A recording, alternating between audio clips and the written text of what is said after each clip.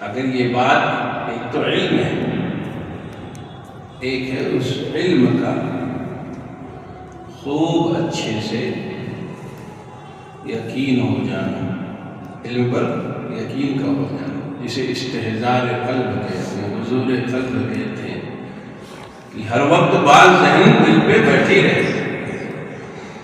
علم کے ہو جانے سے تو فائدہ نہیں ہو جب تک یہ بات ذہن و دماغ پر بیٹھ نہ جائے کہ ہم محتاج ہیں اور ہر وقت اللہ کے محتاج ہیں۔ یہی ٹھنڈ ہوائیں بعض لوگوں کو صحت پہنچاتی ہے، بعض لوگوں کو سردی بخار نزلہ کھانسی پہنچا دیتی ہے۔ اسی میں بعض لوگ جو ہے پریشانیوں میں بھی پڑ جاتے ہیں، فالج کا فلاں بیماریوں کا شکار بھی ہو جاتے ہیں۔